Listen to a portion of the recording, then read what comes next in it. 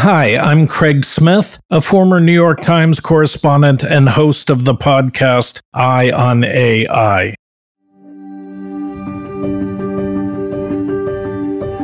I'm also a special government employee at the National Security Commission on Artificial Intelligence. And in this role, I'm serving as the host for NSCAI's podcast series on the Commission's work. This is the 5th episode of 6, looking at the Commission's second quarter recommendations to Congress. In the 2019 National Defense Authorization Act, the Congress established the National Security Commission on AI to consider the means and methods necessary to integrate artificial intelligence into the national security and defense needs of the United States. This week, I speak with Ken Ford, an NSCAI commissioner, about turning AI from a tool to a teammate and unshackling research and implementation of AI from government bureaucracy in order to compete with nimbler countries such as China. I hope you find the conversation as interesting as I did.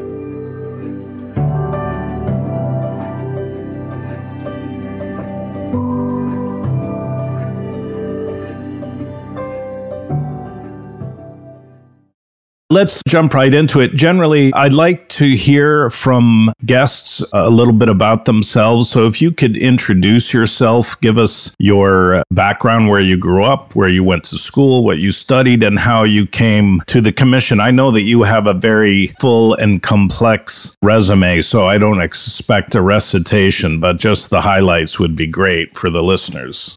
I'm a computer scientist. My research focus has long been artificial intelligence.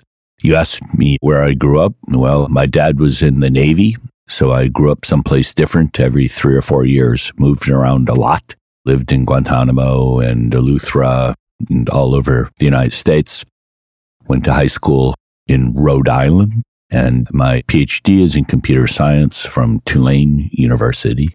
I've spent a lot of time on various advisory boards for DoD, the Defense Science Board and the Air Force Board, the NASA Advisory Council, of which I was the chairman, and then the National Science Board. So I've been in these roles frequently. I was recently asked in a radio interview if I read much fiction. She assumed I didn't read much fiction as a scientist, and I assured her I consumed quite a bit of fiction in the form of government reports. That's good. While you study artificial intelligence, just looking at your background, you are at kind of the border between artificial intelligence and cognitive biology. Is that fair to say? Yes, or cognitive science. I'm particularly interested in a human-centered approach to AI, where we start with the human and then develop science and technology that leverages and extends human cognition. So AI is sort of amplified or augmented intelligence as opposed to something artificial. With regard to your work on the commission, we're really focused on China more than anything else. And China has a plan to dominate global AI research and implementation by 2035. Where does the U.S. need to focus its investments in AI R&D to promote its military advantage and counter China's efforts? Well, 2035 in technology years is quite distant. It seems like every year is shorter these days as I age, but 2035 is still a ways out. So predictions about 2035 are often wrong. However, things move very slowly in DoD, so this is the time to be thinking about 2035. Hopefully, processes can be revised to accelerate this. But some of the areas that are clearly investment areas now and probably should be expanded include things like new directions in machine learning, and particularly models in machine learning that allow us to understand more robust approaches to machine learning that are not so easily prone to failure in various ways. Also, explainable AI. Most of these machine learning tools are essentially statistical in nature and are unable to account for how they came to an answer. So this makes them hard to use in mission-critical settings. It's fine for Google. It's probably not fine in a warfighting context. Also, you can imagine AI having very important roles in developing more robust modeling, simulation, and design tools. So there are quite a few areas. One of the big barriers to the application of AI that will need to be sorted out to some extent well before 2035 is testing and evaluation. Test, evaluation, and verification of AI systems is remarkably challenging and fundamentally different than that same activity in conventional software. Finally, the one that I think is most important and the most underattended to is human-machine teaming, especially in the context of a warfighter interacting with autonomy. In a warfighting context, it's hard not to imagine a warfighter interacting with autonomous systems. And the goal here would be to move the warfighter from the role of operator to the role of a teammate, with a system then having some degree of autonomy and initiative. How does the human best interact and team with that system for the best performance? This is a critical and way underaddressed need in defense R&D. Are you talking about targeting systems, for example, or drone systems? Give us a little color so imaginations don't run wild. This perspective would apply to a great number of application domains, but let's use one that you mentioned. So imagine a drone scenario. Think of a deployed special operations group, and you've got a guy literally flying the drone. He's operating the drone. At this point, the drone has limited autonomy. It has a good deal of automation, but limited autonomy and no initiative. And this person is entirely consumed with the task of operating the drone. The drone is not his teammate. The drone is a tool that he or she operates. And then that requires somebody to guard that guy and defend that guy because he's heads down. He's probably got goggles on. So now you have at least two people tied up flying the drone. There's no benefit of having the autonomy and the initiative available to the drone if the human treats it as something they're operating. It will have to shift more into a teammate sort of scenario. For example, the drone would be talking back to the operator while his attention is on the battlefield, not on the joystick, and saying, we have identified a target here, what do we do? And then the human then talks about the options and that sort of thing. If I were your teammate and we were engaged in some activity, you understand my capabilities, you understand what I'll do under various circumstances, you can direct me, you can say, go over there, and you know I will, or I probably will. So teammates are very different than manually flying a drone. This is a tougher problem than it sounds like. Even human-human teams are complicated and often require lots of training, and humans have developed elaborate methods for interacting and communicating with each other over thousands and thousands of years. We hopefully will do this more quickly with our autonomous devices.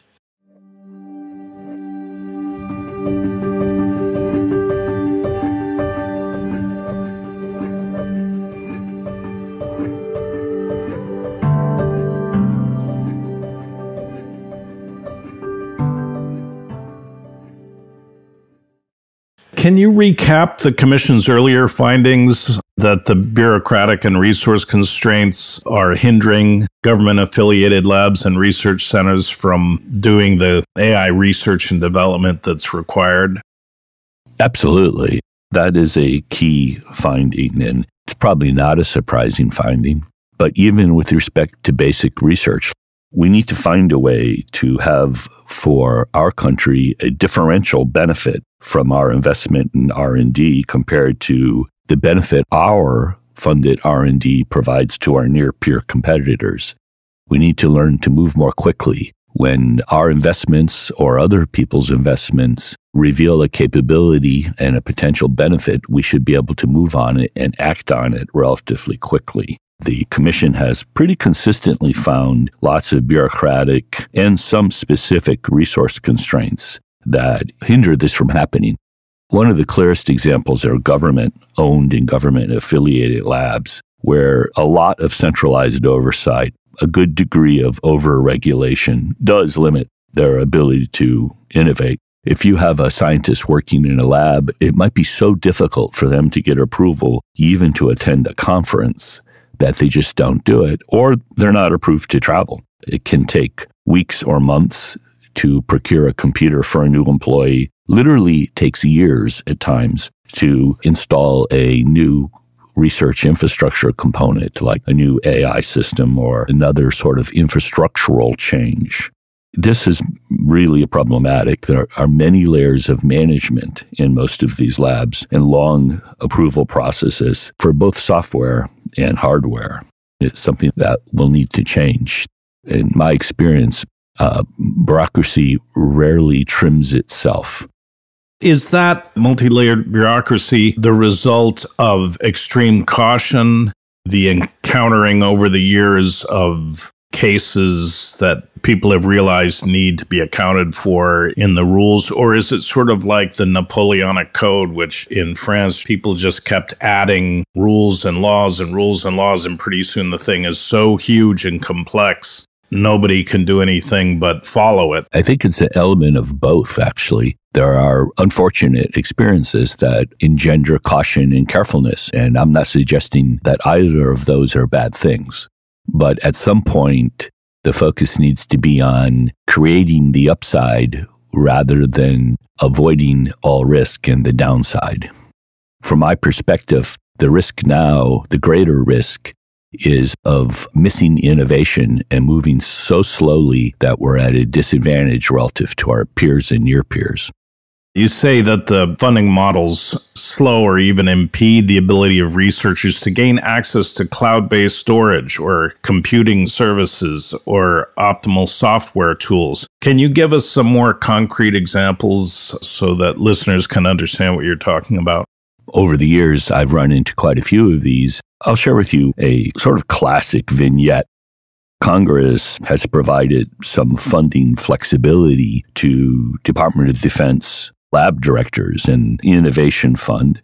And it's aimed at the lab directors saying, there's an opportunity here. We need to move quickly. Here's modest but critical funds to get going in that area. However, these funds must be executed within the fiscal year in which they're granted, and you can't roll these funds over. In a real example we came across, the researcher had a good idea, was able to have the funds approved, but was unable to receive the authority to operate the AI software that was needed to conduct the research. And so the time window closed. The year was over before the researcher ever had the approval to operate the software. So the research doesn't happen. This is a real problem. How do the recommendations to build and manage a secure online DoD-wide AI data catalog differ from the data repository recommended in the first quarter? They sounded very similar to me. In the first quarter recommendations, we had recommended establishment of a national AI research resource pilot program. The idea of this resource is that it would be focused largely on supporting open research in academia by providing researchers and students with access to compute resources and co-locate it with AI-ready government and non-government data sets, all kinds of tools, including educational tools and user support. So it's a national resource aimed largely at academia. The DoD-wide AI catalog that you mentioned and that we've envisioned in the second quarter recommendations is really an inventory of data holdings across the Department of Defense. These would be at appropriate levels of network and security controls and labeled as such for the purpose of supporting research within the DoD R&D research enterprise. So one is sort of a national thing aimed largely at academia, and the other is a DoD-wide catalog. This would be quite useful, of course. The DoD-wide data catalog presumably would include data sets that are in the data repository. The DoD-wide AI catalog is really aimed at the data holdings in the department. And so these would have the security levels annotated and appropriate access. Can you describe another repository, the centrally managed AI supporting software repository that you're recommending? And would this include commercial software that the government has licensed?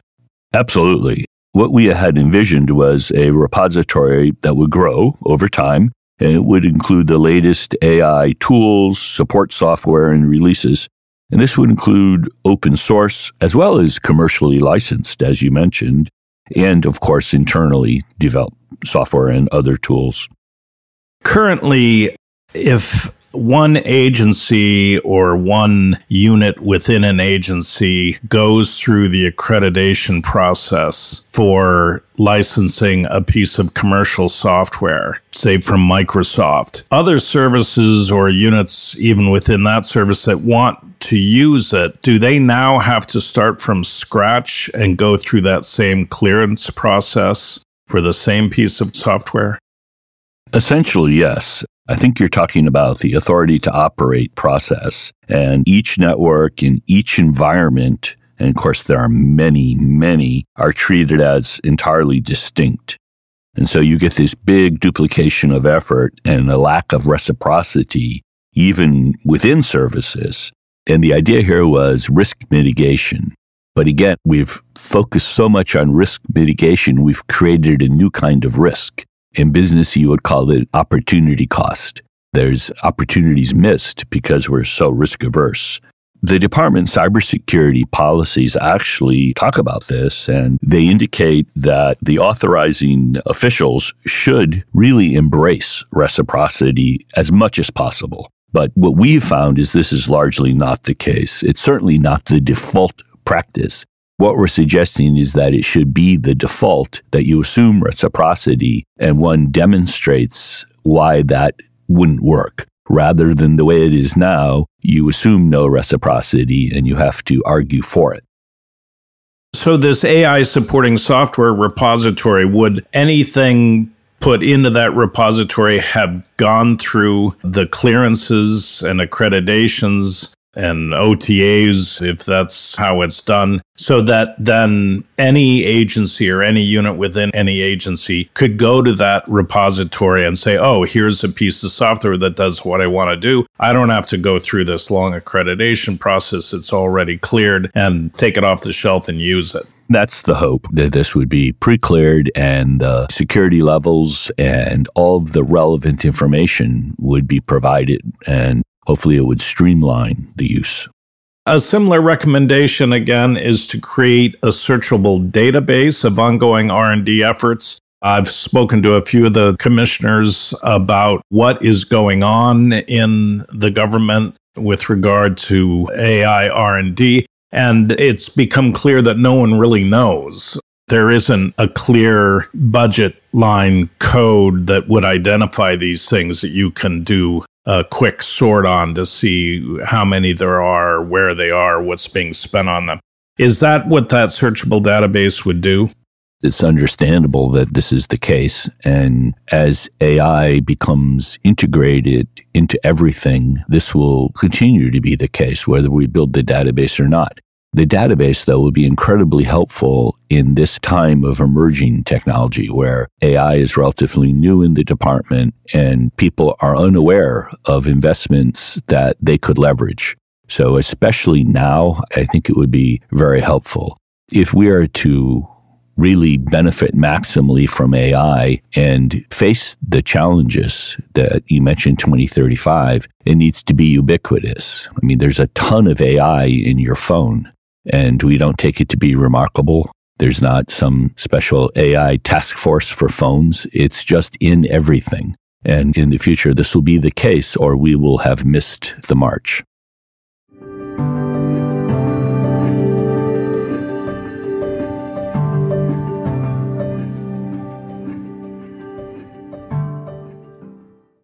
The recommendations say that the DoD should allocate funds across its components to support data labeling and curation. And quality labeled data is key to powerful supervised learning models. Is there a standard now in place for how data is labeled and curated, or is that something that this software repository presumably would address by coming up with one platform that would address all needs? They're unlikely to be a single platform that will address all needs, but it would be useful if there were data labeling and curation standards, and we've been unable to identify any consistent such standards. These can be very beneficial as long as they're not overly prescriptive and limit innovation or application to specialized domains that were not envisioned at the time that the standards are created. But yes, standards would be useful if they were not overly prescriptive and limited the application. It's enormously expensive to get labeled data, and for the time being, we are talking about supervised learning. There's a certain amount of reinforcement learning mixed in, but I think it's fair to say that most systems are reliant primarily on supervised learning models. I spoke yesterday to a young guy about synthetic data. And it's not very popular yet, but, you can generate so much data, cityscapes or satellite imagery or overhead imagery of airports virtually. Do you see that playing a role in the department or in the national security space? In some application domains, I do, and others not. It's important to appreciate that AI does not equal machine learning, and machine learning itself is broader than these statistical methods. So one of the challenges for the department is to understand well the underlying assumptions that each of these categories of algorithms bring with it, and then to have appropriate expectations about the failure modes and success potential. But most software in a fielded autonomous system would not be a deep learning network. There would be a lot going on in addition to that, even though that might be a critical component. You mentioned authorization to operate. Can you explain what that is and what continuous authorization to operate is? Authorization to operate is sort of a multi-stage security authorization process, particular to the federal government, applied to information systems. And it's necessitated largely by the cybersecurity threat and the requirements then that arose in response to the threat, which is real. The Department of Defense manages its approach through a risk management framework. Basically a series of steps and assigns responsibility. So when somebody grants the authorization to operate, the authorizing official who granted that then has accepted the risk of adopting the tool or system into Department of Defense platforms and information systems. So the authorizing official has more to lose than to gain in many cases based on their decision.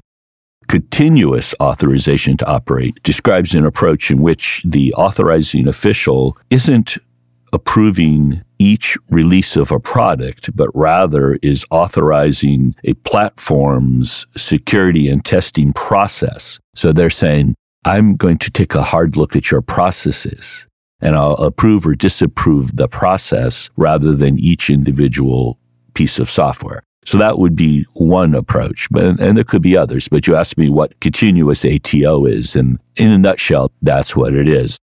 On testing and verification, can you talk about the need for frameworks, tools, and test beds to test and evaluate, verify, and validate AI systems? This was referenced several times in the recommendations for both internal solutions as well as commercial solutions. Again, a lot of these terms are confusing. Can you differentiate between frameworks and test beds? Sure. This whole topic of testing, evaluation, verification, and validation is incredibly important and will require a lot of thinking in the context of an AI system, and particularly as they get to the point where the system has a degree of initiative and a degree of autonomy. By framework, what is meant is sort of general policies, general objectives, a description of best practices. And the idea is to guide the AI test and evaluation process. Now, test bed is much more specific. It means an actual platform, typically, and the tools that come with that platform configured in a way aimed at conducting specific types of AI test and evaluation. So one is sort of how we think about it. What are the best practices? What are our policies? And the other is an actual platform, hardware and software as needed. Could be all software, could be a combination to conduct the test and evaluation. Are these frameworks and testbeds built within the government, or are there commercial solutions that the government can adopt? It depends, again, on the application domain. In some domains, business practices and things like this, absolutely there are commercial approaches to this. In other domains, there's no commercial analog, and they would have to develop relevant test beds to gain confidence in the AI.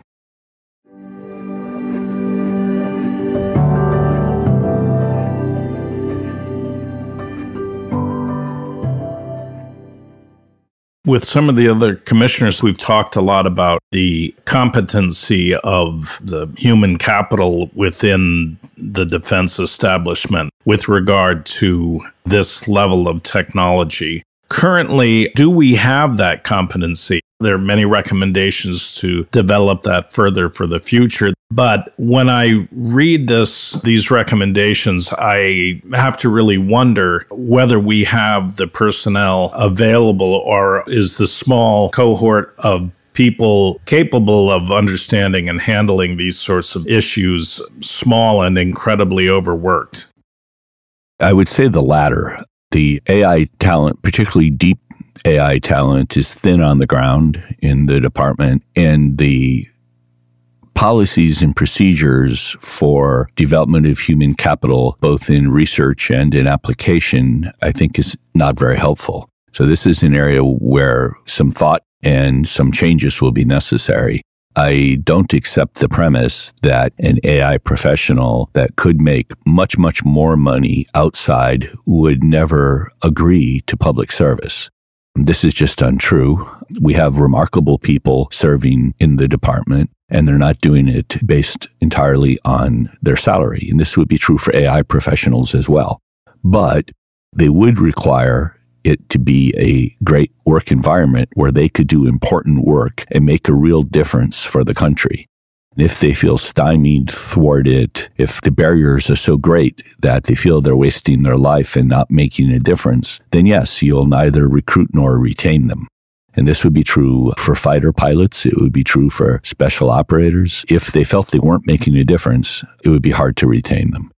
Do you have any visibility into how the Chinese are handling this? On the one hand, they most certainly face the same challenges. On the other hand, they have a much more direct line from the universities into the government and the military, and they have a much more STEM-focused education system. But it could well be that they are in worse shape in terms of having people in the right places that understand what needs to be understood.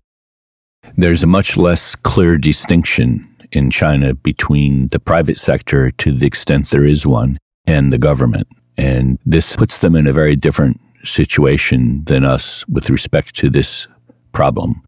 I think that China will have some of its most capable citizens, usually trained in the United States in our universities, paid for by American research and development funds, often from the Department of Defense, working in their defense industries and in their military to apply AI to defeat us. And we certainly do not typically have our most capable AI folks engaged whatsoever with the department.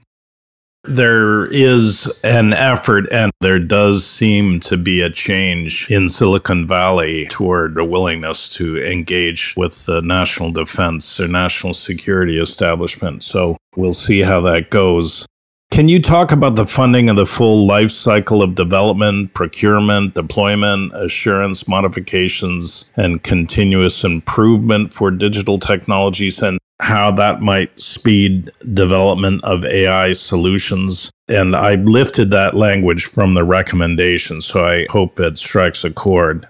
Software in general, but in particularly AI-based tools, is really driven, its development is really driven by an iterative development cycle. And you'll have a series of iterations. You don't produce the software and expect it to be perfect. It's a cycle of improvement. One of the challenges is the department has, you could think of it as a color of money problem or division of funds, where the various funds in the department have different colors, so to speak. They have different categories that limit how they can be used. So you can imagine a laboratory. A Department of Defense lab might receive funds coded largely for basic and applied research. But then those funds would not be usable in any easy way to build robust prototypes and to really sufficiently test the proposed solutions in real environments. There's a lot of stovepiping in funding categories in the department. It's difficult to move between R&D funds and operations and maintenance funds, for example. This is an ongoing challenge. It's recognized in the department in many ways. The recent Navy R&D framework calls this out as a real obstacle to continued maritime superiority for them. And it's not just a Navy problem, it's a department-wide problem. So you're talking about accelerating the move from research to fielding AI, and the recommendations talk about incentivizing delivery of minimally viable products to the end user. In benign areas such as business processes, accounting, personnel management, that kind of speed is probably a good thing. But isn't there a danger of moving too fast with AI for critical uses? Well, there's always a danger.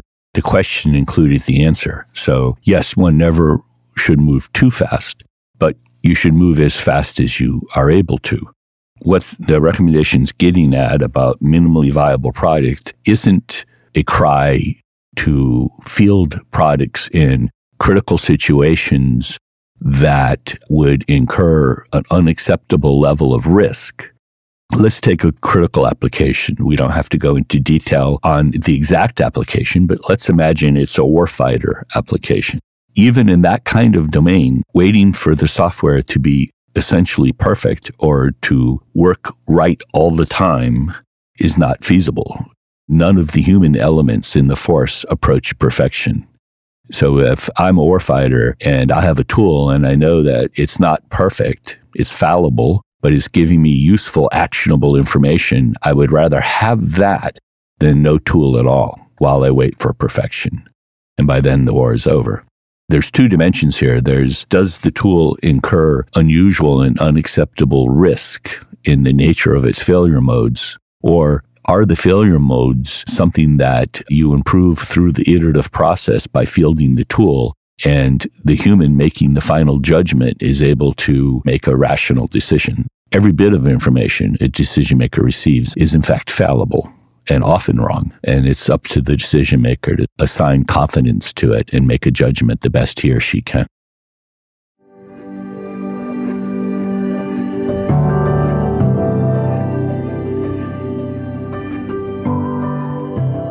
That's it for this week's podcast. I want to thank Ken for his time. If you want to learn more about the National Security Commission on AI, visit their website at nscai.gov. And remember, the singularity may not be near, but AI is about to change your world. So pay attention.